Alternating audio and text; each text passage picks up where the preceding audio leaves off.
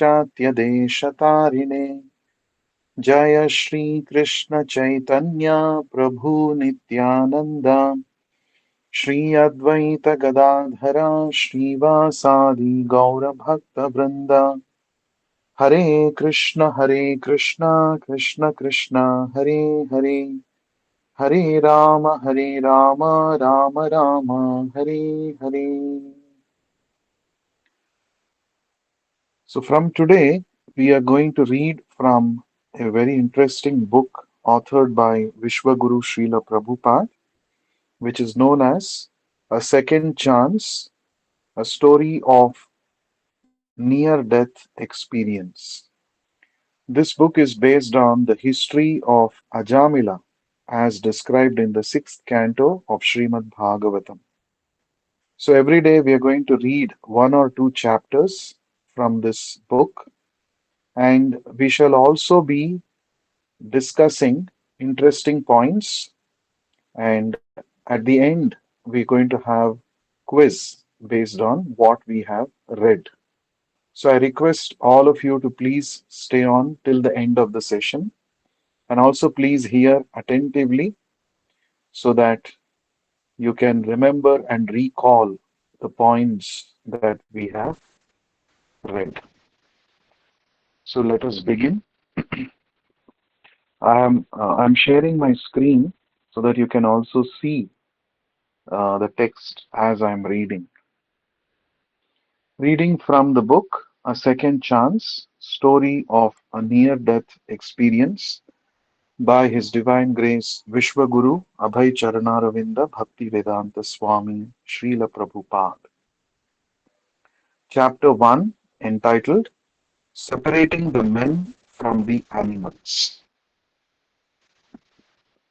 Shukadev Goswami said to King Parikshit, in the city known as Kanyakubja or Kanauj in present-day India, there lived a Brahmana named Ajamila who married a prostitute maid servant and lost all his Brahminical qualities because of the association of that low-class woman. Ajamila gave trouble to others by arresting them, by cheating them in gambling, or by directly plundering them. This was the way he earned his livelihood and maintained his wife and children. Srimad Bhagavatam, Canto 6, Chapter 1, verses 21 and 22.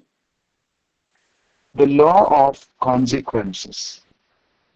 Although Ajamila was born of a Brahmana father and strictly followed the regulative principles, no meat eating, no illicit sex, no intoxication, and no gambling, he fell in love with a prostitute, and therefore all his good qualities were lost. As soon as a person abandons the regulative principles, he engages in various kinds of sinful activities. The regulative principles serve to keep us on the standard of human life, but if we abandon them, we fall down into illusory life or Maya. If we want to advance in spiritual life, we must follow the regulative principles and rectify the mistakes of our past lives and this present life.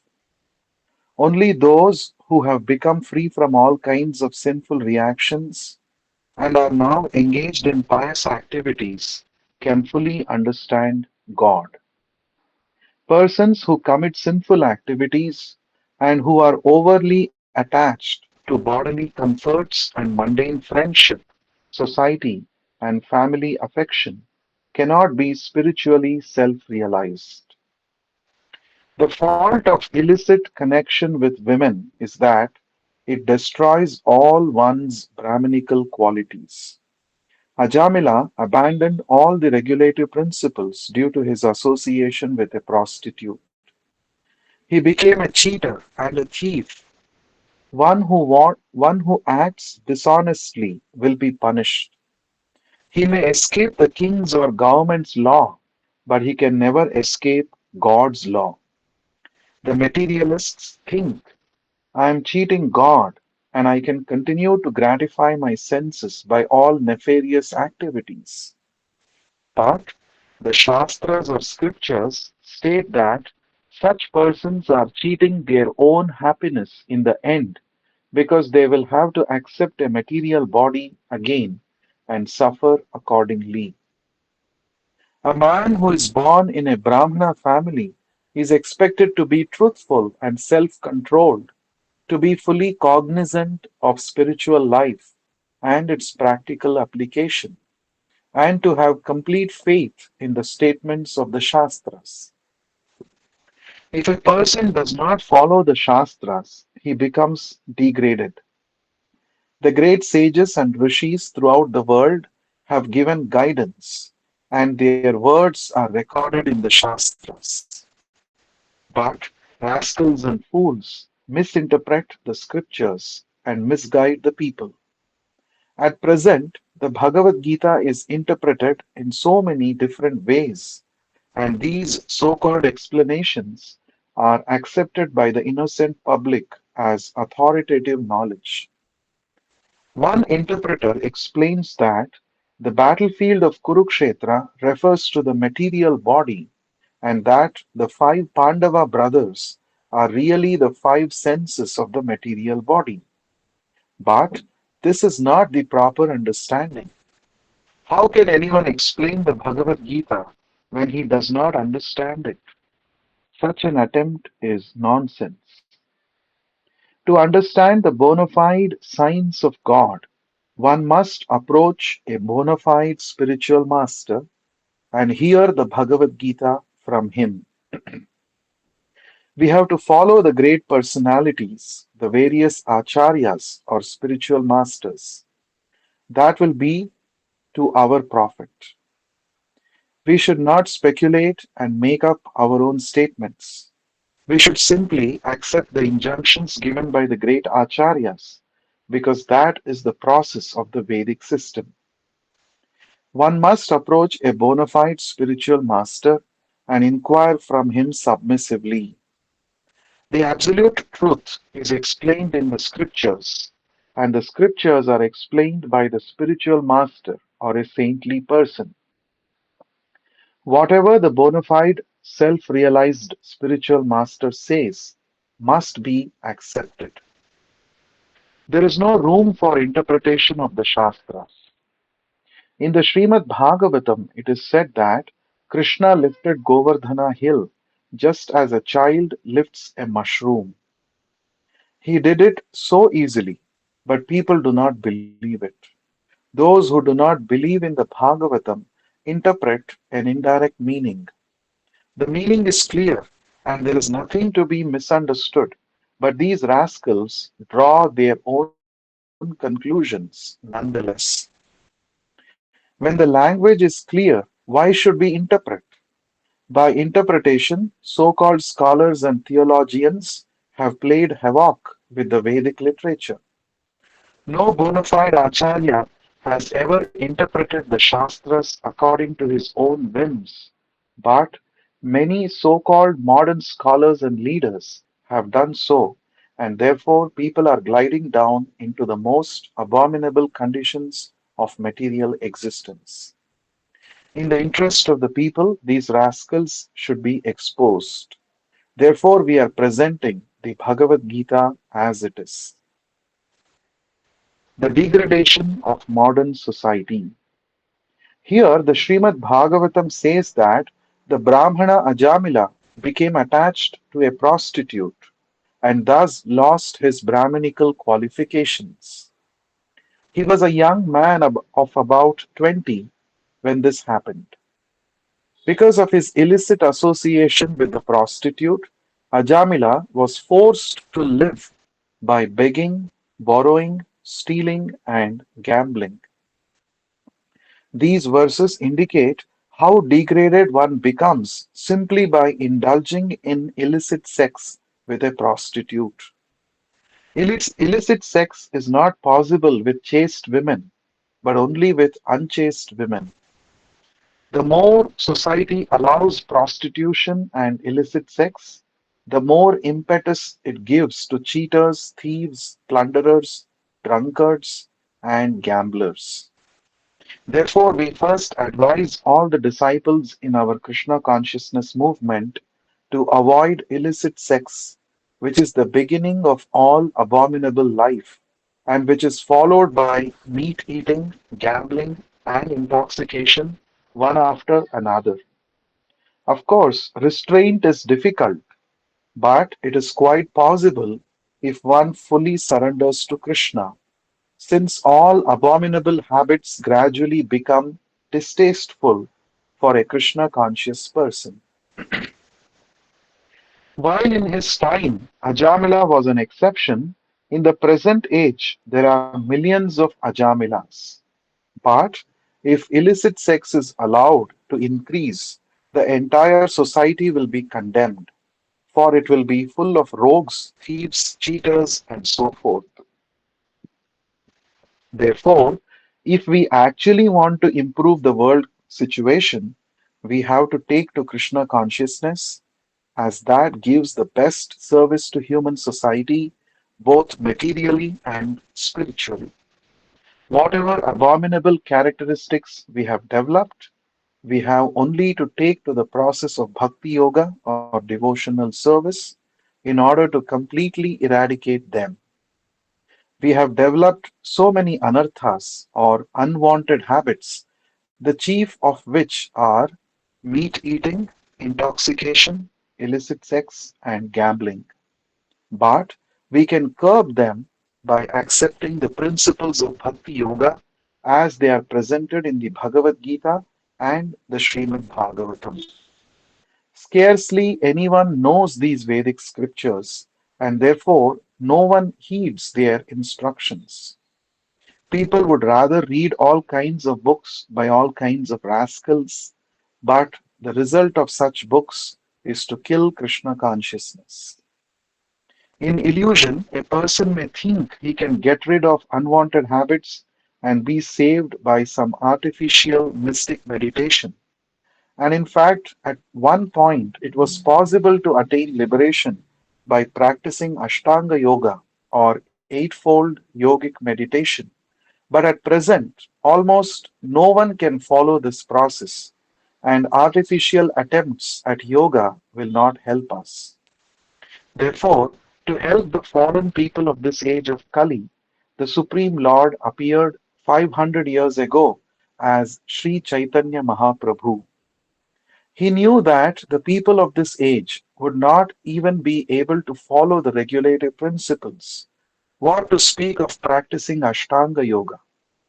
Therefore, he gave the Maha Mantra Hare Krishna, Krishna Krishna Hare Hare, Hare Rama, Rama Rama Hare Hare, so that we can gradually be elevated to the highest position of spiritual life. Other processes of purification or sacrifice cannot be followed in this age because, for the most part, people are too degraded. But anyone may take to this process of chanting Hare Krishna.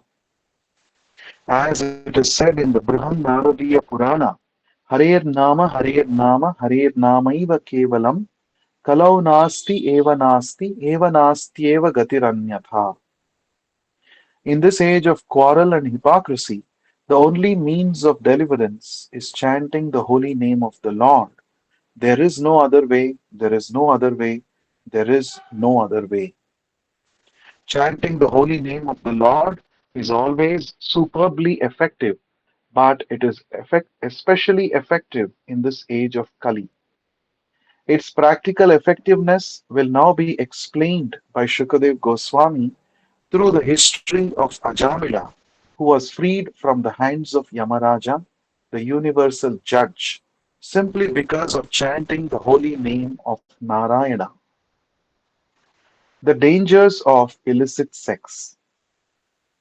To benefit fully from chanting the holy name of the Lord, one needs to chant offenselessly. And to guarantee offenseless chanting, some austerity is required. First of all, one should not indulge in illicit sex. Sex is one of the bodily needs, so it is sanctioned in the Shastras to some degree. allowed to live peacefully with one's wife and have sex. However, there is no need of indulging in sex. One who does not take the responsibility of family life but remains a bachelor and engages in illicit sex is considered irresponsible and he will have to suffer the consequences. Of course, one who thinks that family life is too big a responsibility can forego it and thus avoid a lot of trouble. Family responsibility is very great. Therefore, if a man feels he cannot accept the responsibility, he should remain a brahmachari, a celibate student. A person who practices the signs of brahmacharya under the care of a spiritual master automatically becomes 75% free from material entanglement.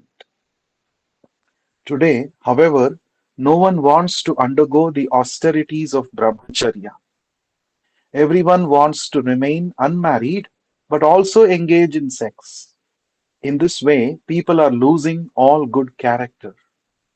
To maintain a woman who is nothing more than a prostitute and engage in illicit sex with her for producing children is sinful.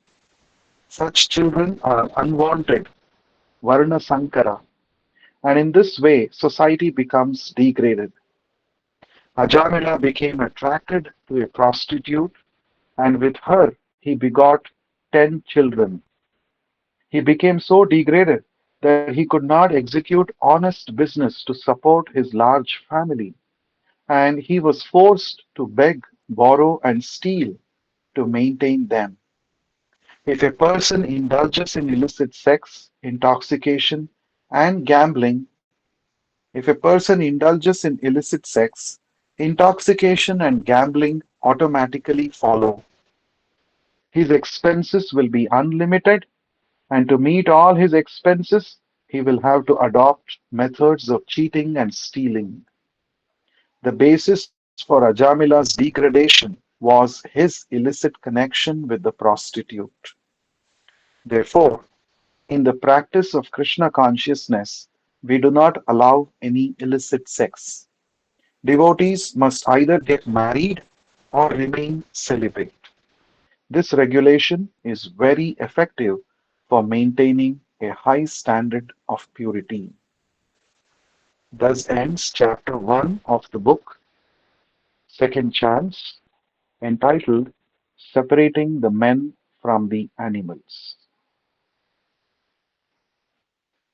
So now you all have heard this chapter, so we shall now have a short quiz based on this chapter.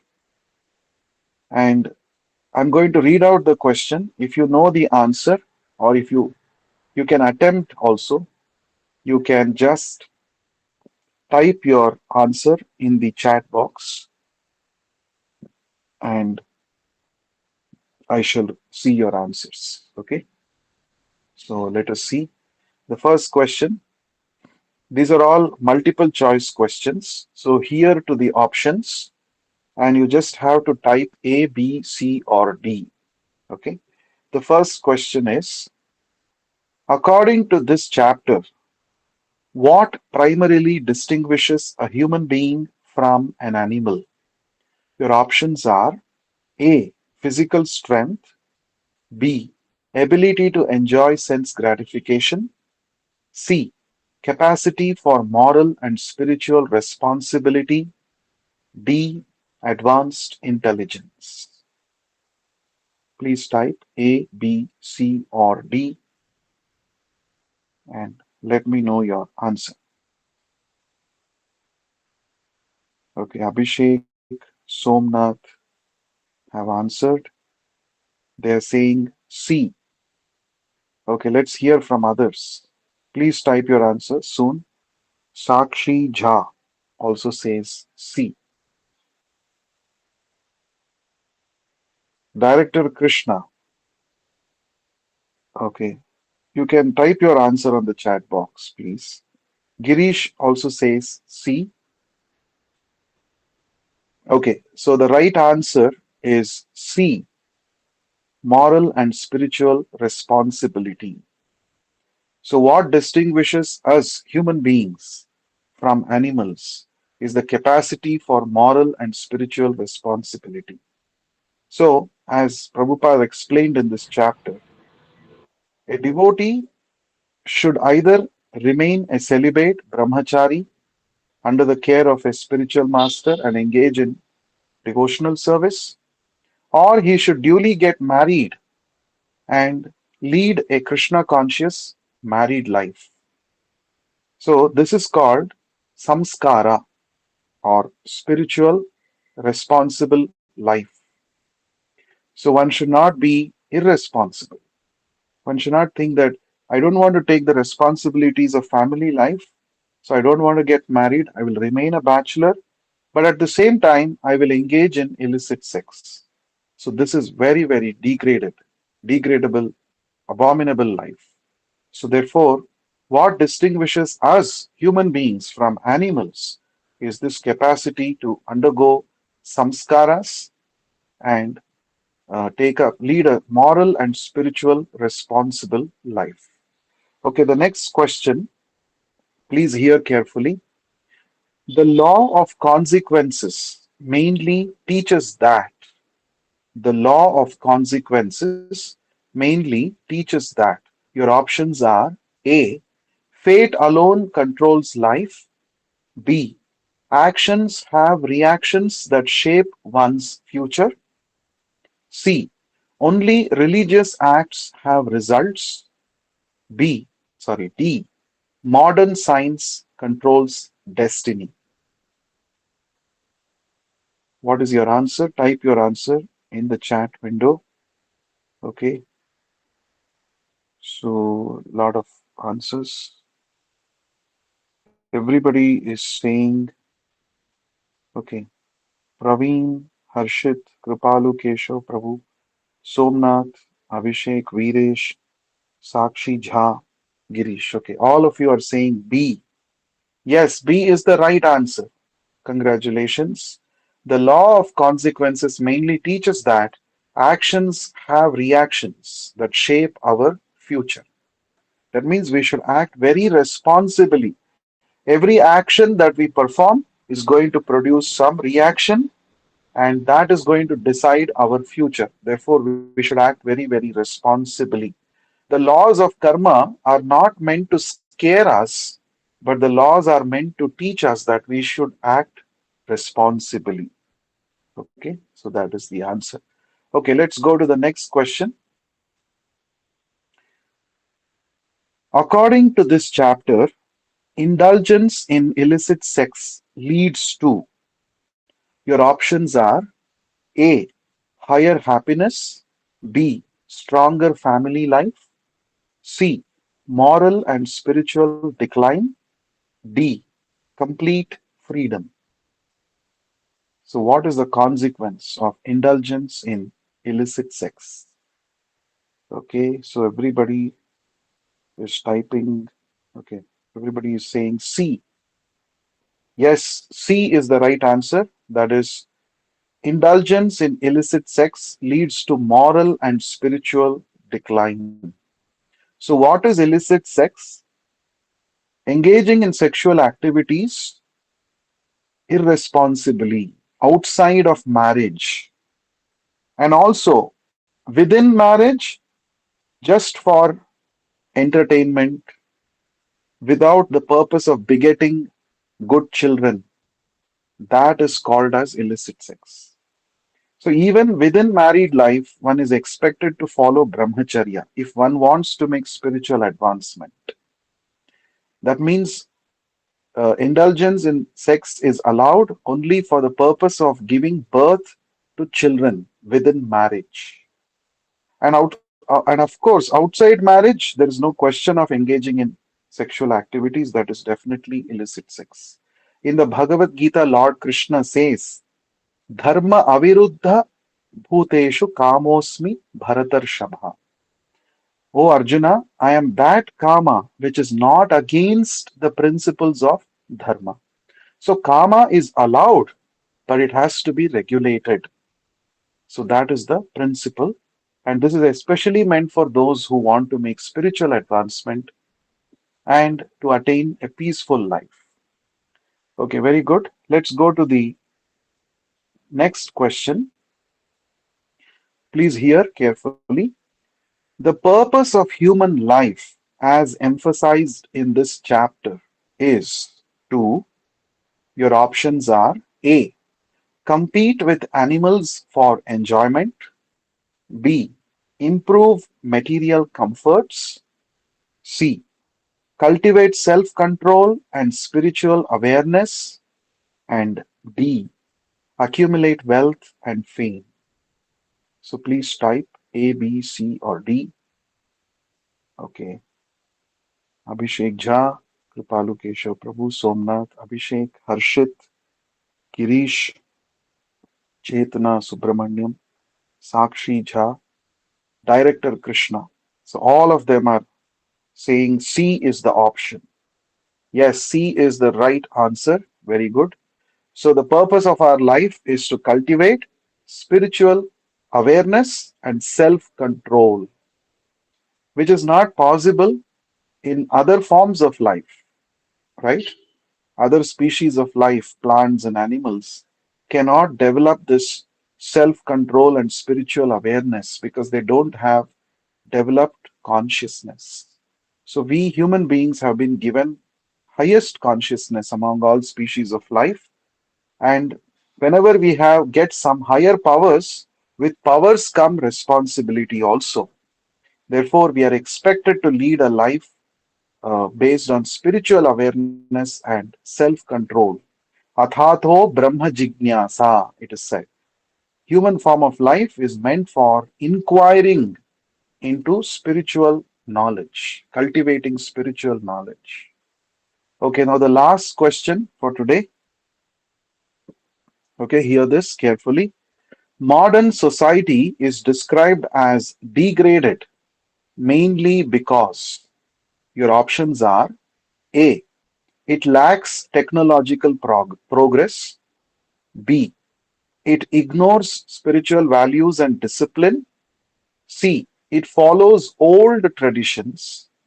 D. It discourages economic development. What is the answer? Someone has typed N.